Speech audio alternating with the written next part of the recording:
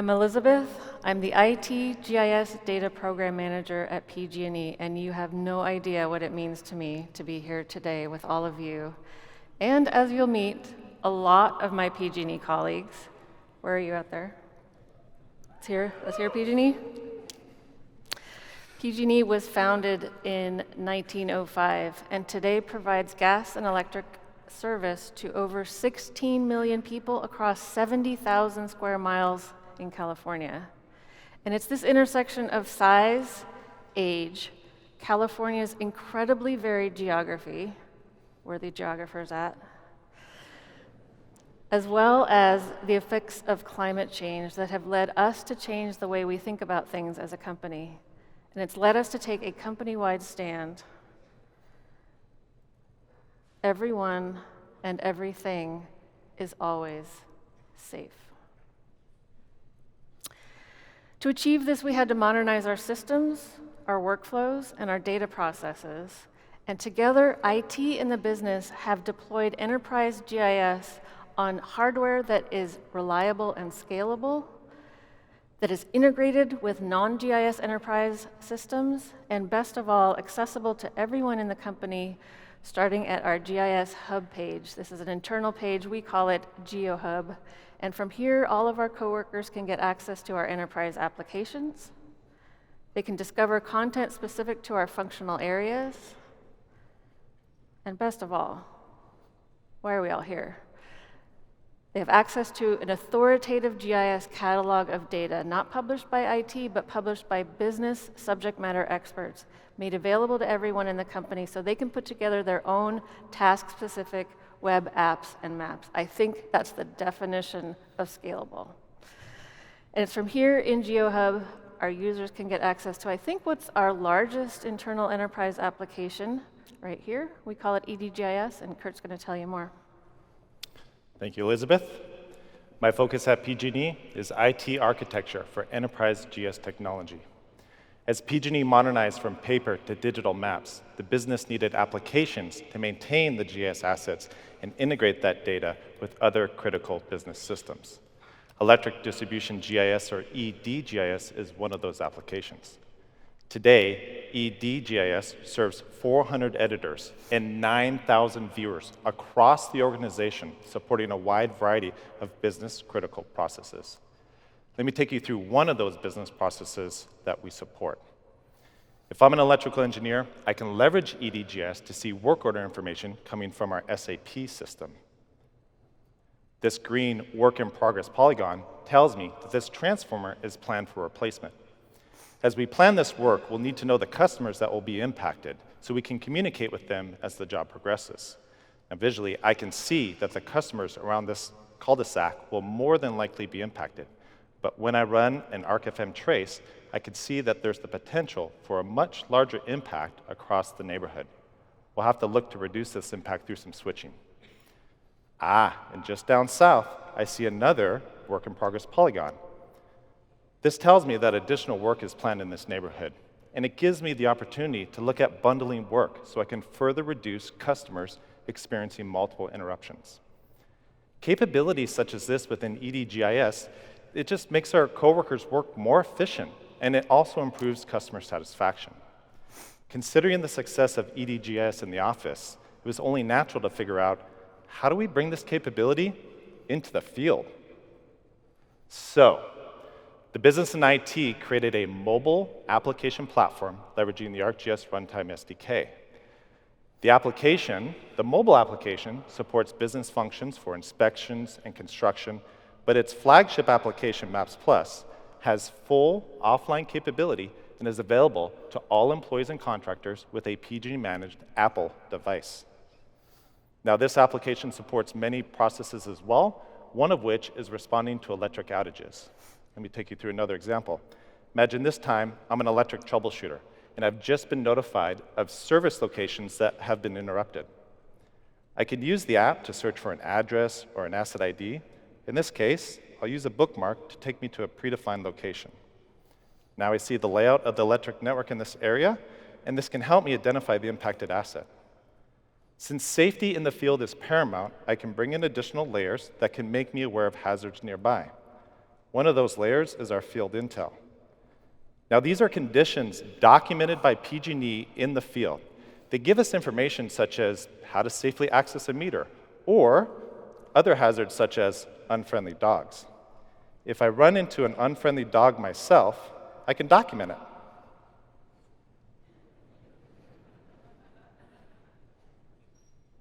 And once I hit submit, it'll be shared with other PG&E personnel who are also working in this area, so they can be made aware of this hazard as well.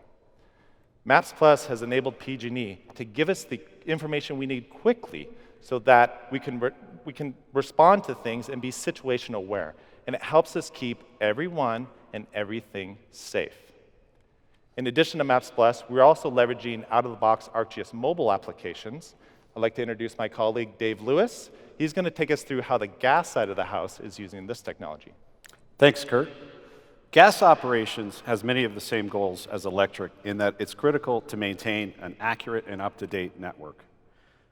Gas distribution assets are required to be stored within 6 inches of accuracy. To do this, we've turned to the latest capabilities in field maps and the GPS hardware you see here, a GPS Aero Gold device. Let me show you an example. I'm in the field here working on a gas main replacement project. I need to capture data for this recently installed service tap assembly, which has 4 components. It has a T, a coupling, an excess flow valve, and another coupling. As you can see here, I've already captured the location of this assembly, and I have a pretty good accuracy of less than 1 inch. The next step is to scan each of these assets with a barcode scanner. I've already scanned 3, so I'll just do the last one. That scan populates my forms with the materials information specific to that asset. Once I've collected all my materials and filled out any required fields in the form, I simply click Submit to save this data. As you can see, this assembly is now stored as 4 separate features. This is awesome. Think of the time we can save by collecting 4 unique assets accurately and within a single transaction. All of this is done via arcade, contingent values, and attribute rules. The next step in this process is to share this data with our quality control and mapping teams who validate the data and commit it to our system of record. High accuracy GIS not only helps us with regular maintenance, but it also is critical to helping us respond to real-time events that impact the safety of our hometown communities. Speaking of real-world events, back when I started at PG&E a long time ago, I was a GIS analyst, and I was part of an awesome team who literally answered the phone day or night to provide GIS support during emergencies. Today, PG&E has stood up the 24/7 Hazard Awareness and Warning Center, and we call it the HAWK. And the HAWK analysts monitor and manage critical events using this application. It's built on the JavaScript 4 API, and it brings together live feeds like weather warnings, outages, camera feeds, and real-time truck locations. Let's have a look at an actual situation that the HAWK team managed about a week and a half ago. The way it started was that a notification came in from the Irwin feed, and it looks like this right here, and it had attributes indicating there was a prescribed fire going on. They went ahead and contacted the agency in charge, got more details, and then they created an internal incident that they tracked throughout the duration of the prescribed burn. While it was going on, they pulled in the GOES fire detection layer to have a look at the changes in the perimeter in real time. And they were able to turn on a PG&E camera and point it in that direction and actually watch the fire progress from the office. While they were doing all this, they noted that there was a PG&E truck doing some work in the area unrelated to the prescribed burn. It's this little truck icon right here. So they were able to monitor this worker's location, and they were ready to notify that worker to get safe in case of anything unexpected happening. With the HAWK app, the HAWK team have enabled PG&E to operate more safely by providing information needed during critical events. Another example of these events are public safety power shutoffs. PSPS events are planned outages that occur when PG&E is anticipating weather conditions prone to wildfires. To keep our partner agencies informed, such as CAL FIRE, the County of Sonoma, or Emergency Medical Services, we've deployed the PSPS portal using ArcGIS Hub. This site is currently in use by over 3,000 partner members. Through PSPS portal, our partner agencies can get secure access to critical information, such as critical facilities that are impacted, such as hospitals or nursing homes, and residential customer locations for those that rely on electricity for medical purposes. Another way we share this data is through our planning map. These polygons here represent potential areas of shutoff. As a partner agency, I can add these layers to my own map for planning purposes, and during an event, these polygons are continuously updated with the latest information. While it's crucial to inform our partner agencies of outages, it's our responsibility to keep our customers reliably informed as well. To do this, we've created the PG&E Outage Center. Given the criticality of this site, we've hosted the maps in Esri Managed Cloud Services to help ensure that the 16 million customers we serve can access this site at any given time. As a customer, I can come into the site, search by address, or simply zoom into an area of interest. As you can see here, this perimeter represents the specific parcels that are impacted by an outage. I can click on this to pull up the latest information from our outage management system, view additional details such as the number of customers impacted, and even get notifications to track this outage.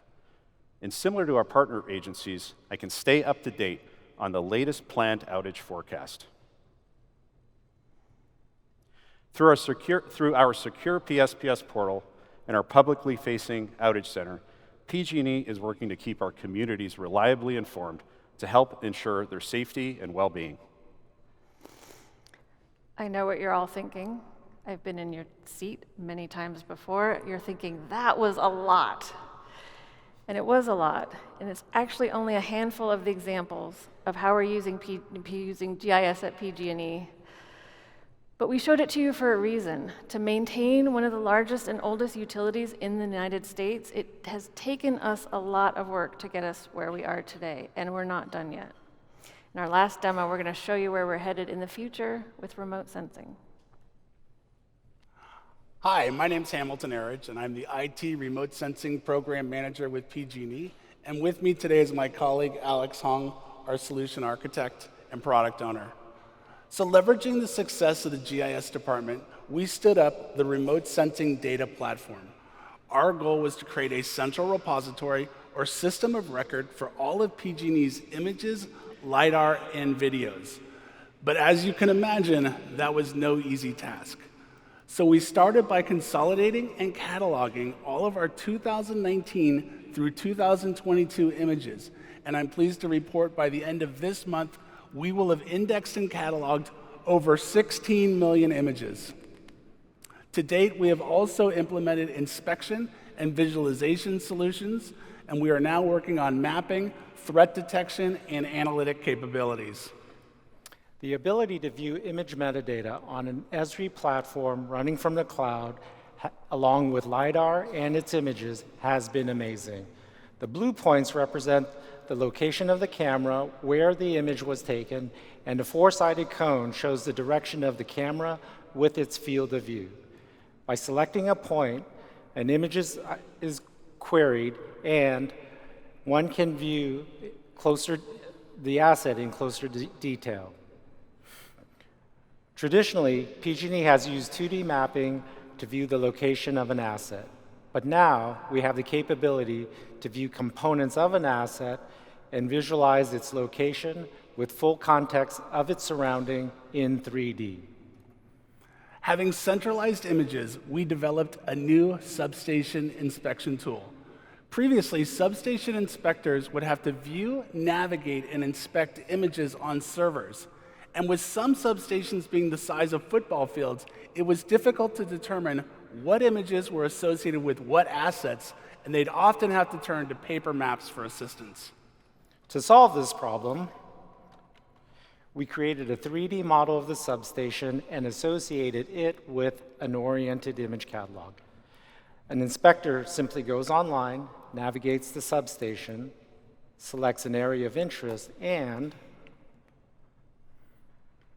issues a work order to repair defects if identified. Folks, this was a total game changer. This year, we used the tool to inspect over 125 substations. We had expected to achieve about a 30% increase in productivity, but what we actually achieved was 150%.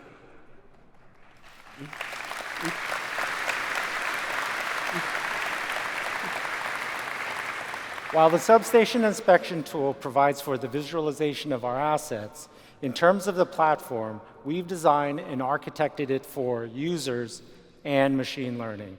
We see a future where we will interrogate assets real time and allow for automated inspections and analytic capabilities well beyond where we are today. We are all very proud of our work, and on behalf of the GIS department and everyone at PG&E, we'll continue to maintain our stand. Everyone and everything is always safe. Thank you.